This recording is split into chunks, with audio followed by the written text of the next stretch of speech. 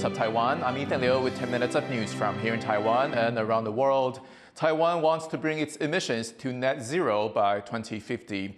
There's little doubt that getting there will be a challenge, but one farming project in the country's southeast could be part of the solution. Sally Yansen traveled to Hualien to find out more. Chiu Chui-chuan didn't plan to be here. After living much of his life abroad, he returned to his childhood town of Changliang in southeastern Taiwan in 2019. And when COVID hit, he took up farming. 你要维持一个比较好的生态，问题是你要让人家知道说有效啊，什么样有效，对不对？这个方法要找出来。But it wasn't easy for the small-scale grain farmer. Crops were being damaged by pests and rising temperatures. And while others here had long used chemical pesticides and fertilizers, Chiu decided to take a risk and go organic on his 1-hectare plot of land. This not only increased his yields, but also improved the quality of the soil and its ability to absorb carbon dioxide. 我们加了一些，就是我们叫微生物质材之后呢，其实真正的我们有发现它的有机碳是有增加的。有机碳增加就表示你有减碳。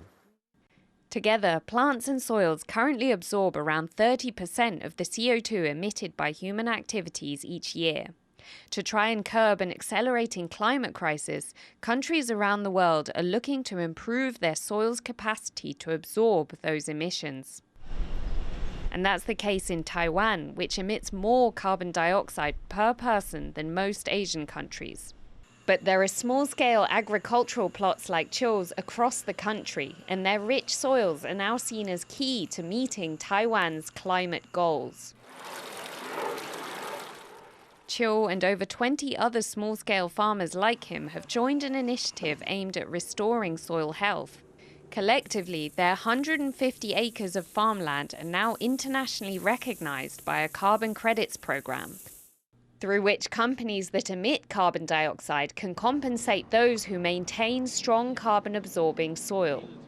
Skeptics say these sorts of initiatives place a monetary value on nature and simply offer a way for large companies to continue their pollution-generating business practices. But the project's coordinators say the benefit to the community is tangible. We provide a good model, golden standard for them to see, hey, we can support this farmer. So we can resolve the food security and climate security. Once certified, farmers can mark their produce with a logo to show their ecological value, encouraging consumers to make more environmentally friendly purchases. It's carbon absorption projects like this one that Taiwan hopes will help it become a climate leader on the world stage. And the goal here is for more of the country's many small-scale farmers to join the initiative to keep these soils rich long into the future. Alex Chen and Sally Yansen in Hualien County for TaiwanPlus. Four-legged friends are more than just pets for many in Taiwan. And with the cost of living crisis plaguing the island, pampered pets are replacing babies. Rosie Graninger has the story. More and more prams are visible on Taipei streets. But on closer inspection, it's pets in the carriers and not babies. 那你在薪水不涨的情况下，当然会选择能够陪伴又好玩又有爱的毛小孩。对啊。According to a study by the Taiwanese Institute of Economic Research, less young people are wanting to start a family. But despite the soaring cost of living, the number of registered dogs and cats reached over 2 million last year, outpacing the number of babies being born. 但现阶段其实大家都会称他们是毛孩，就是真的把它当成家人啊，当成小孩在看待。所以对于医疗的要求，对于生活的品质，这些其实都有在逐渐往上提升的状态。And those who have pets say it's easier and cheaper than having a child. 养一个毛小孩来讲，其实他也不会对我们哭，也不会对我们闹，也不会可能未来发生很多社会的问题。他顶多就可能就是叫，或者是可能也都是安静的在一个地方。那我们人也需要一些心灵上的支持。The Institute's study predicts the number of pets in Taiwan could exceed the number of children by 2027. a concern for the country, which has one of the lowest birth rates in the world. To try and curb an ageing population crisis, the government has even offered subsidies to entice people to marry and have kids. During the recent campaign, billionaire presidential candidate Terry Go went as far as promising a pet to expectant parents for every child they have. 生一个孩子，我让你多养一只宠物啊，猫啊狗啊。 But the scheme didn't land well with voters, who criticised him for being out of touch with the pressures parents face with a newborn. So instead, they're spending their hard-earned dollars on their furry friends. It's good news for the country's booming pet industry, with Taiwanese decking their pets out with the latest accessories, clothing, and treating them to gourmet meals. And for the pets now, a substitute for children, life as a single fur child is positively pampered. Eason Chen and Rosie Greninger for TaiwanPlus. The year of the rabbit is coming to an end, but it's not been a good year for the animals, with hundreds of them abandoned around the country. Our reporter Sandy Chi explains. This is 收店不做了, which means out of business in Mandarin Chinese.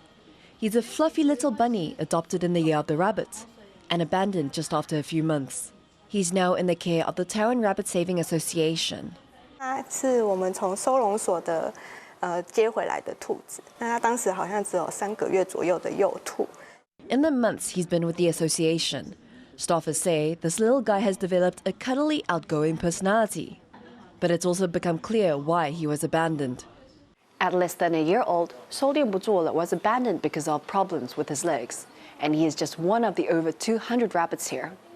The association says it normally takes in around 200 bunnies a year from animal shelters and illegal farms.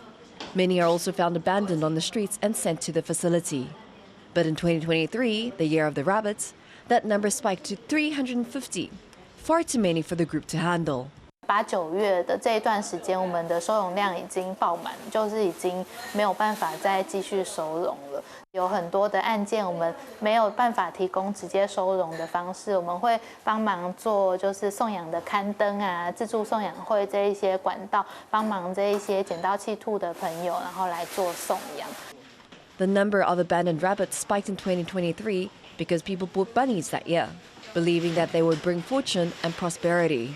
大家到了兔年就会觉得说，我要去养一只兔子讨个吉利，或者是甚至是把小兔子当做礼物去送给亲朋好友。可是他们这些冲动饲养的状态下，他们不会去了解到说兔子应该要怎么样正确饲养。Pet shops benefit from the belief and sell more rabbits. But shops and rabbit lovers say it's not so simple to raise a pet rabbit. 卖的最好还是侏儒兔，荷兰侏儒兔卖的最好，因为它体型最小，单价算比较低的，我们都会交代得很清楚，也不希望新手啊不会养，或是老手啊养错了。The association and some pet shops hope people will pay more attention to caring for their rabbits, or find other ways to wish for good fortune and luck. Kamashu and Sandy Chi for TaiwanPlus. Tourists are flocking to a popular Taipei attraction after it received the Lunar New Year makeover. The Maokong Gondola, which connects the Taipei Zoo to nearby tea farms, is now home to a host of cartoon animals.